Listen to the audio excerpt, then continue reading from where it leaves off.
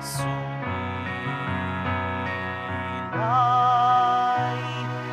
na.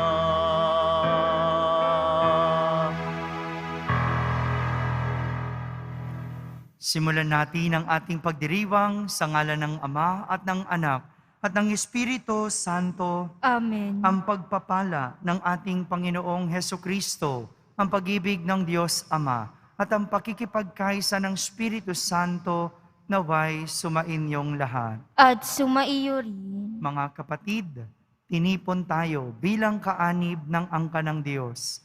Kaya dumulog tayo sa mawaing Panginoong nagpapatawad ng lubos.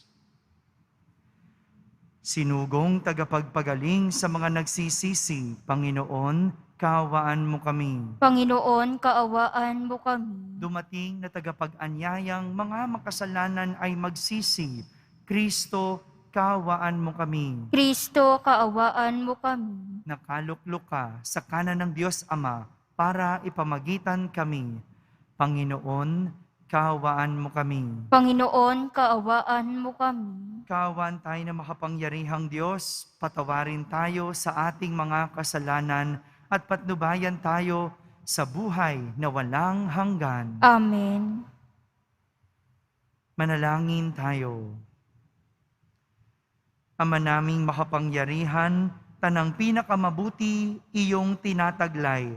Gawin mong sa aming kaloobay manuot ang pag-ibig sa iyong ngalang dakila at bantog, upang sa pag-unlad ng aming pagsunod sa pananampalatayang iyong ipinagkaloob, mapagyaman mo ang kabutihang iyong inihandog at ang iyong pinagyaman ay mapanatili mong lubos sa iyong pagsubaybay sa amin at pagkupkop.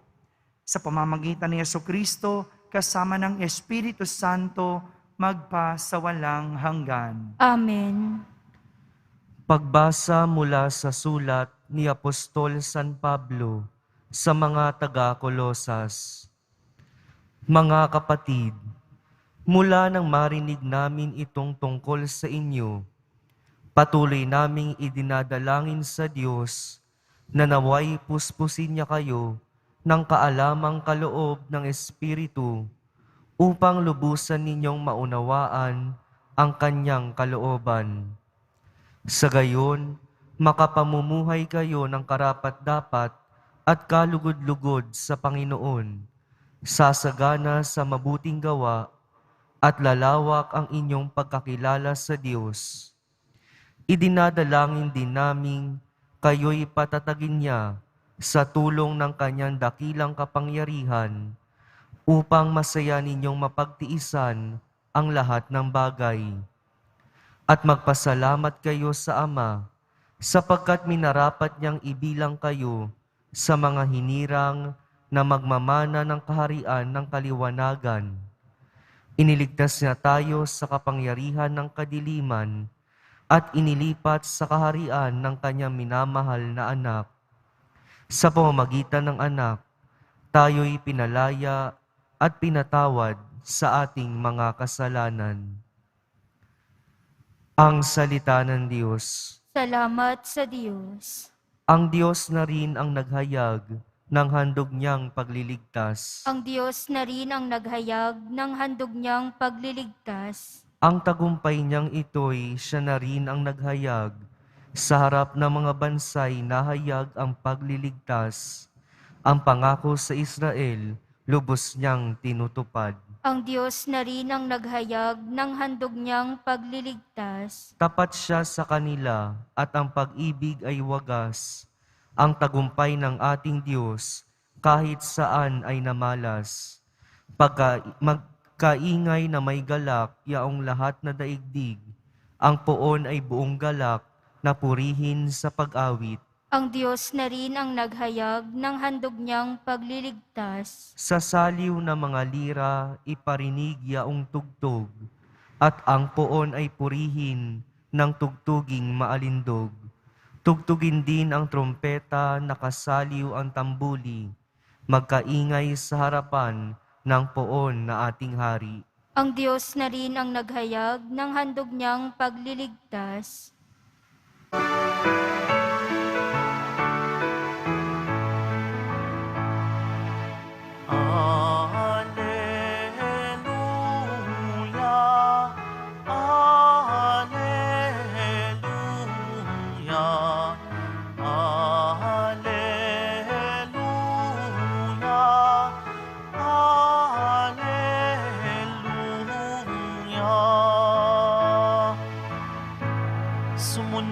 kayo sa akin, at kayo'y aking gagawing katambal ko sa tungkulin.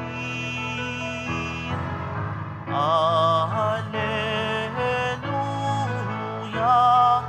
Alleluia, Alleluia, Alleluia.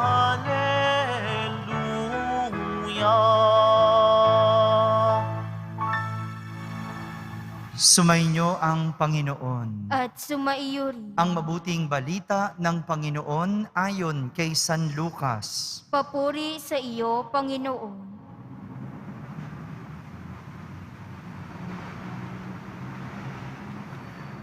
Noong panahong iyon, nakatayo si Jesus sa baybayin ng lawa ng Genesaret.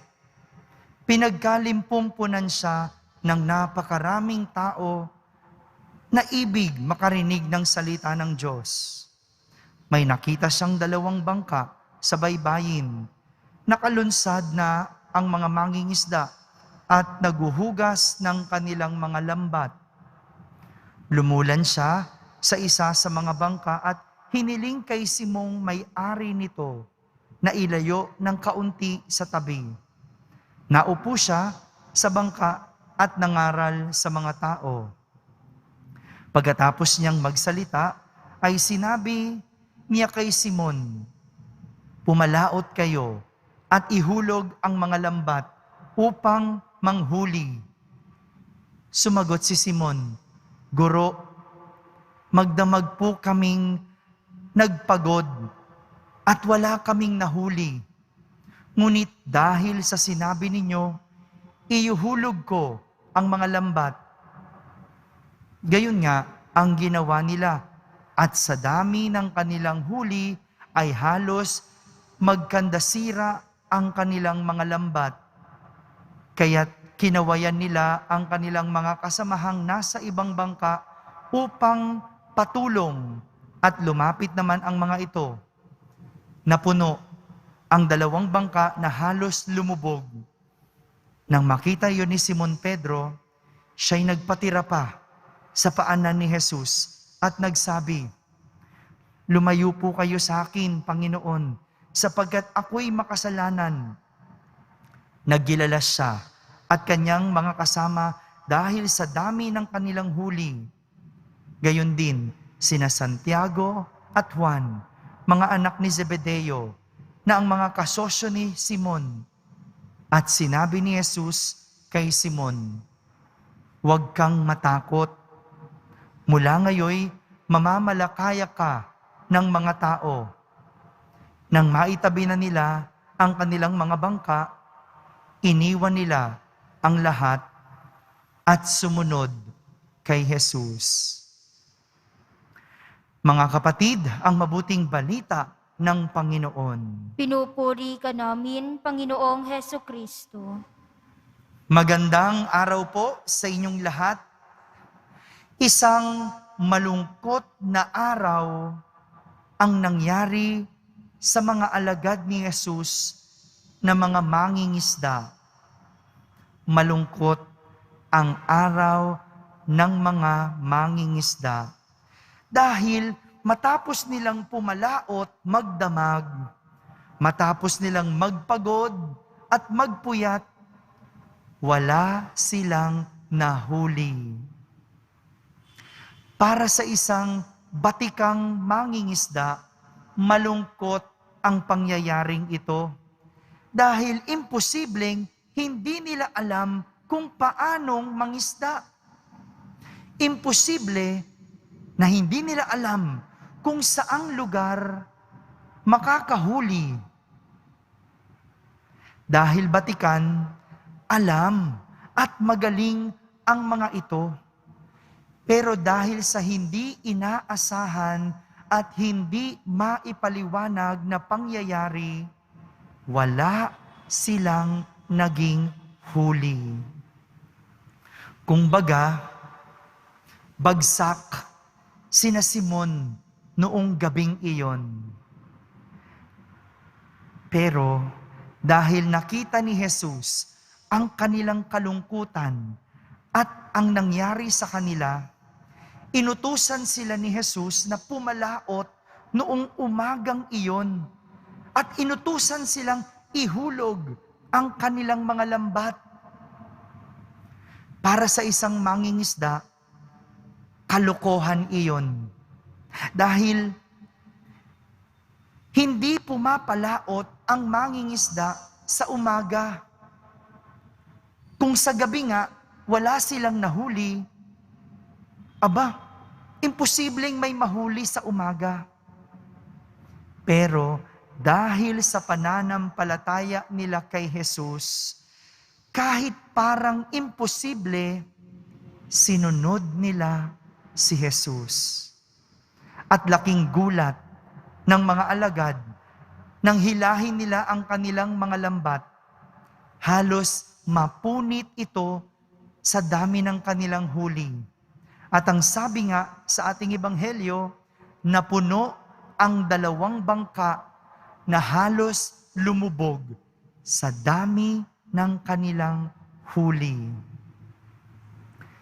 Sadyang minsan, kahit anong galing ng isang tao, dumadating ang panahon ng pagkabagsak. Kahit anong galing mong negosyante, may mga panahong matumal. Gaya ngayong pandemya, di ba? Ang daming bagsak ngayon. Bagsak sa negosyo, trabaho, bagsak ang ekonomiya, bagsak ang kalusugan. Ang daming bagsak at apektado. At hindi natin mapaliwanag ang nangyayari ngayon. O kaya naman, kahit anong review mo, kahit nag-aral ka naman, minsan, hindi ba, yung inaral mo, hindi lumabas sa exam. Meron naman, may magagaling na doktor, espesyalista, eksperto, pero may mga pagkakataong hindi nila mapagaling ang isang pasyente. Hindi nila maipaliwanag kung saan galing yung sakit. Magaling na yan, batikan na yan, profesional na yan. Talagang may ganitong mga eksena sa ating buhay.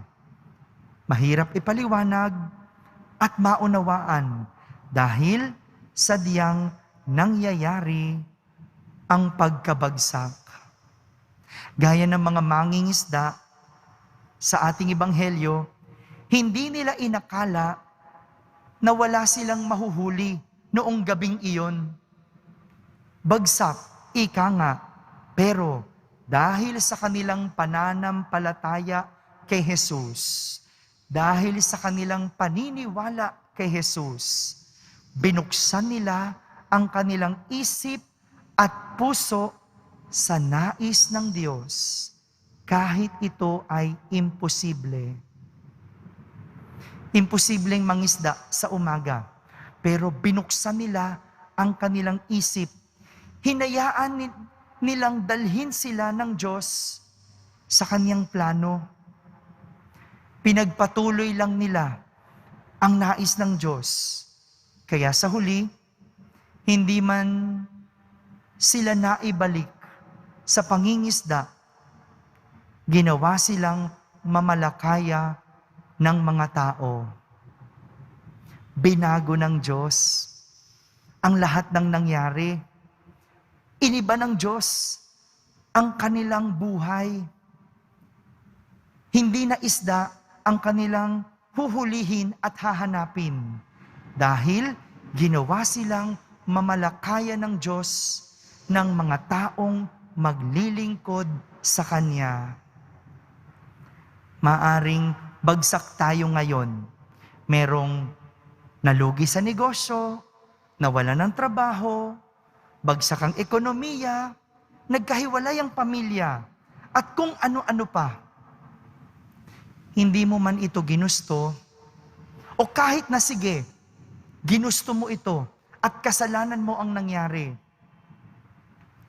Huwag malungkot at huwag matakot Dahil kung bubuksan natin ang isip at puso natin sa Diyos, malalaman natin sa huli ang kanyang plano.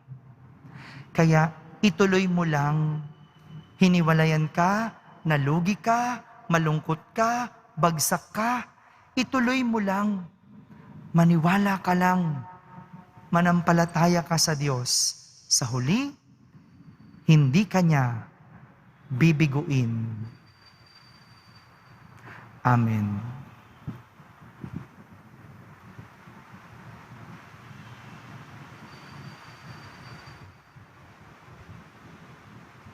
Minamahal kong mga kapatid, noong sinabi ni Jesus sa kanyang mga alagad, "Hali kayo, sumunod kayo sa akin." Tinatawag rin niya tayo sa kanyang halimbawa ng pananalangin upang ibahagi ang pananalangin sa iba. Maging mapagbigay tayo sa ganoong pananalangin. Ating sambitin, "Banal na Guro, tulungan mo kaming lumusong sa kalaliman ng iyong pag-ibig." Banal na Guro, tulungan mo kaming lumusong sa kalaliman ng iyong pag-ibig. Ang Santo Papa, mga obispo, mga pari, at lahat ng tinawag upang mamalakayan ng tao, naway magkaroon ng tapang at tiyaga na ihagis ang lambat ng paglilingkod sa malalim na karagatan ng buhay. Manalangin tayo. Banal na Guro, tulungan mo kaming lumusong sa kalaliman ng iyong pag-ibig. Ang mga mangingisda at lahat ng nagtatrabaho sa karagatan, naway tumanggap ng maraming ani ng nag-uumapaw na yaman ng Diyos. Manalangin tayo. Banal na Guro, tulungan mo kaming lumusong sa kalaliman ng iyong pag-ibig. Tayo naway magkaroon ng katapangan na ipahayag sa mga hindi sumasampalataya ang mabuting balita ng Panginoon. Manalangin tayo. Banal na Guro, tulungan mo kaming lumusong sa kalaliman ng iyong pag-ibig. Ang mga may sakit, mga nalulumbay, at mga nagdurusa sa karamdaman ng isip at katawan, naway hipuin ng Panginoon. Manalangin tayo. Banal na Guro, tulungan mo kaming lumusong sa kalaliman ng iyong pag-ibig. Ang mga yumao, naway makamit kay Kristo, ang walang hanggang gantimpala. Manalangin tayo. Banal na Guro, tulungan mo kaming lumusong sa kalaliman ng iyong pag-ibig. Sa katahimikan, ating ilapit sa Diyos ang ating mga pansariling kahilingan.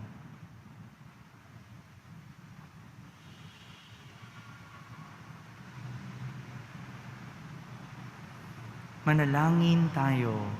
Banal na Guro, tulungan mo kaming lumusong sa kalaliman ng iyong pag-ibig. Panginoon ng lahat ng tao, sa pamamagitan ng mga panalangin ito, tipunin mo ang mga nagsisikap na sumunod sa iyong anak, siya na nabubuhay at naghahari magpa sa walang hanggan. Amen.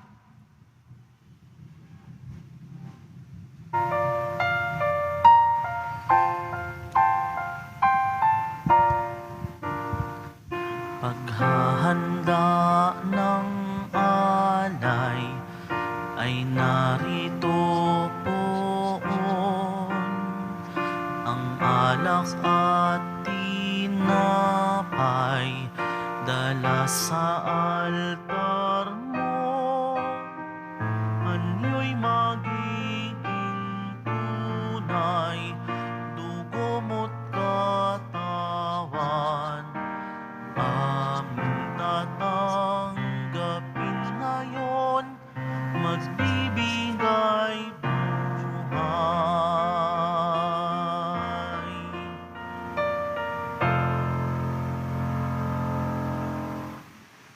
Manalangin kayo mga kapatid upang ang paghahain natin ay kalugdan ng Diyos amang makapangyarihan. Tanggapin nawa ng Panginoon itong paghahain sa iyong mga kamay, sa kapurihan niya at karangalan sa ating kapakinabangan at sa buong sambayanan niyang banal. Ama naming lumikha, ang banal na paghahain ay lagi nawang magdulot ng iyong pagbabasbas na sa ami tumutubos, upang ang ginaganap mo sa aming pagdiriwang ay maging lubos na pagkakaloob ng iyong pagmamahal. Sa pamamagitan ni Jesucristo, kasama ng Espiritu Santo, magpa sa walang hanggan. Amen. Sumainyo ang Panginoon. At sumaiyo rin. Itaas sa Diyos ang inyong puso at diwa. Itinaas na namin sa Panginoon. Pasalamatan natin ang Panginoong ating Diyos. Marapat na siya'y pasalamatan. Ama naming makapangyarihan, tunay ngang marapat na ikaw ay aming pasalamatan. Sa iyong paglingap at kagandahang loob, ang tao'y nilikha mo't pinangasiwa sa sansinukob. Sa hangad mong siya'y iwastong lubos, siya'y pinagdusa mo sa kanyang pagtalikod, sa iyong paggiliw iyong ipinahintulot na makabalik siya sa pamamagitan ni Kristo Jesus. Kaya kaysa ng mga anghel na nagsisiawit ng papuri sa iyo ng walang humpay sa kalangitan, kami nagbubunyi sa iyong kadakilaan. Santo, Santo, Santo, Panginoong Diyos ng mga hukbo, napupuno ang langit at lupa ng kadakilaan mo, o sana sa kaitaasan. Pinagpala ang naparirito sa ngalan ng Panginoon, o sana sa kaitaasan. Ama naming banal, ikaw ang bukal ng tanang kabanalan. Kaya't sa pamagitan ng iyong Espiritu, ay gawin mong banal ang mga kaloob na ito, upang para sa amin ay maging katawan at dugo ng aming Panginoong Hesukristo. Bago niya pinagtiis ang kusang loob na maging handog, hinawakan niyang tinapay, pinasalamatan kanya, pinaghati-hati niya iyon, iniabot sa kanyang mga lagad at sinabi, "Tanggapin ninyong lahat ito at kanin, ito ang aking katawan na inihahandog para sa inyo."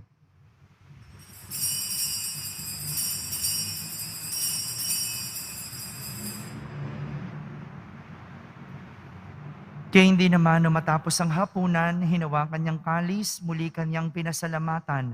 Iniabot niya ang kalis sa kanyang mga lagad at sinabi, "Tanggapin ninyong lahat ito at inumin. Ito ang kalis ng aking dugo, ng bago at walang hanggang tipan. Ang aking dugo na ibubuhos para sa inyo at para sa lahat, sa ikapagpapatawad ng mga kasalanan. Gawin ninyo ito sa pag-alaala sa akin."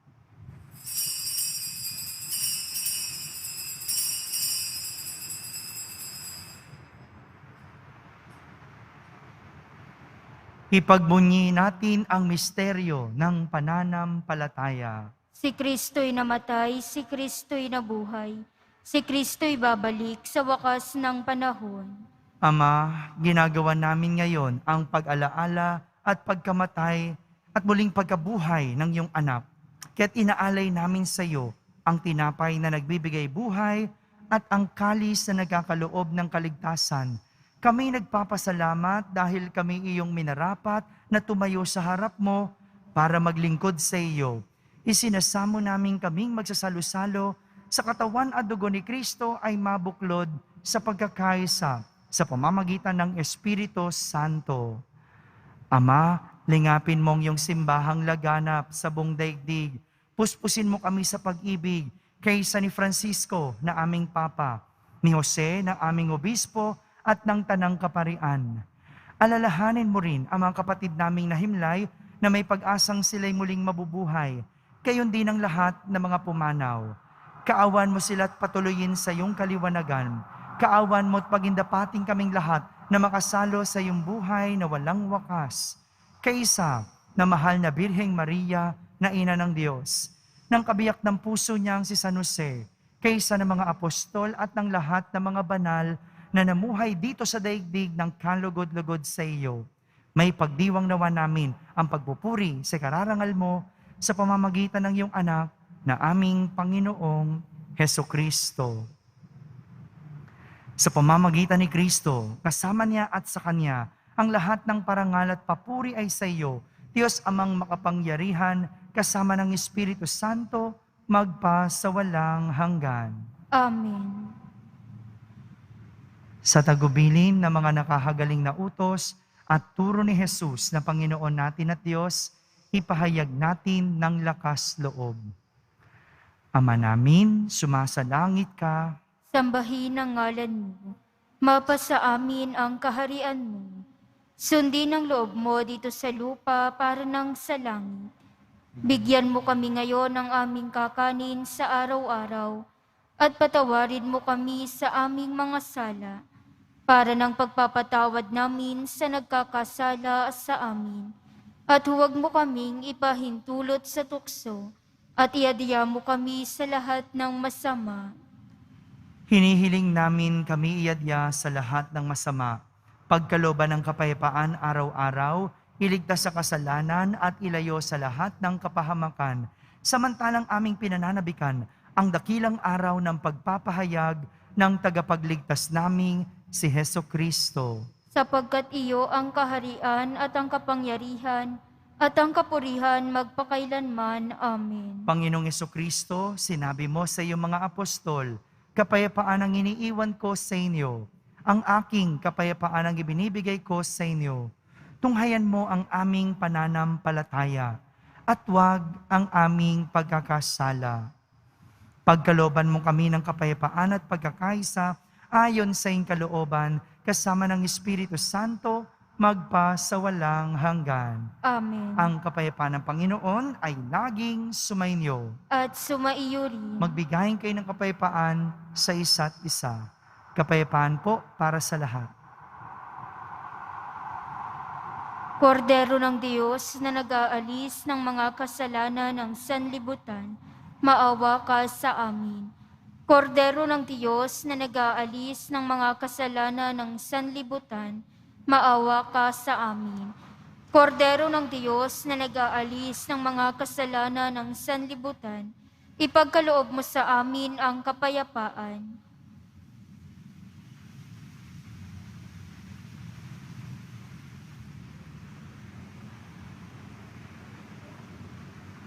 Ito ang kordero ng Diyos.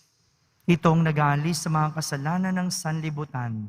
Mapalad ang mga inaaniyahan sa kaniyang piging. Panginoon, hindi ako karapat-dapat na magpatuloy sa iyo, ngunit sa isang salita mo lamang ay gagaling na ako.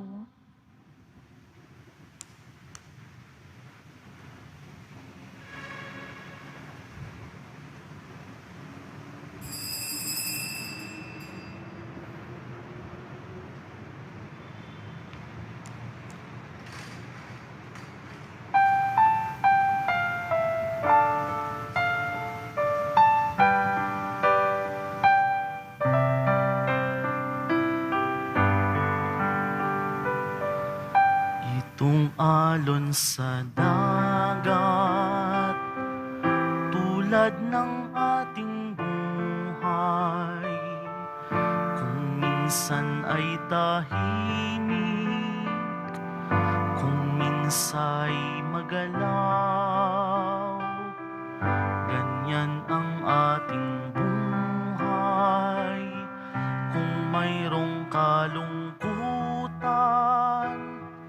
paglipas ng hilahil, mayroong kaligayahan. Itong alon sa dagat, itulak man ng hangin, hindi makalampas, sapagkat mabuhangin. Kahit may suliranin, away dumarating din, upang ito'y bathin at ito'y ating lutasin. Bawat alon sa dagat, tinig na tumatawag, habang naghahayuma o namamalakaya, lambat ng aking buhay, maari bang iwanan upang mamalakaya ng taong iyong hirang? Umayo ka sa laot, ng aking karagatan. Ang lambat ay ihulog sa dakong kalaliman, sa iyong salita. At kung ika'y kapiling, mga kawan sa dagat ay uhulihin.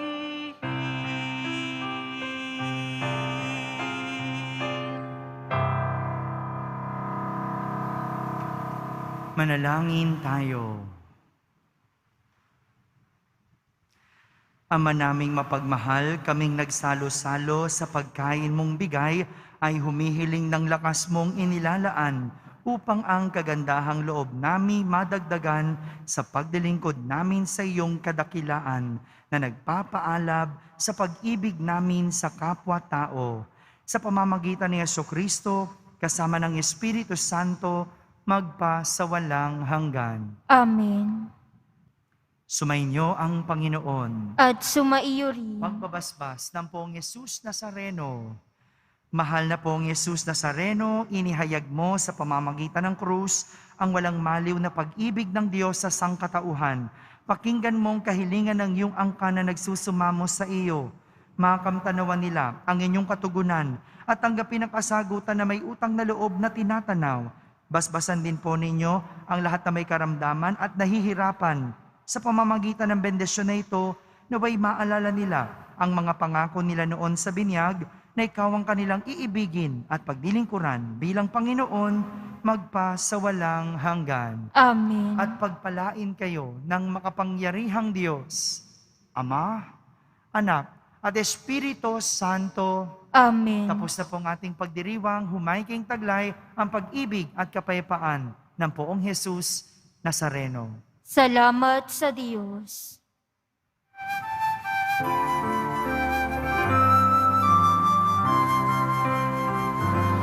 Nuestro Padre Jesus Nazareno, sinasamba ka namin.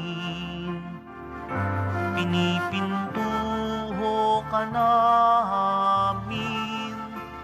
Aral mo ang aming buhay at kaligtasan. Nuestro Padre Jesus Nazareno, iligtas mo kami sa kasalanan. Ang krus mong kinamatayan ay sagisag ng aming kaligtasan. Nuestro Padre Jesus Nazareno, inarangal ka namin. Nuestro Padre Jesus Nazareno, nilulwalhati ka namin. Nuestro Padre Jesus Nazareno, dinarangal ka namin. Nuestro Padre Jesus Nazareno, nilulwalhati ka namin.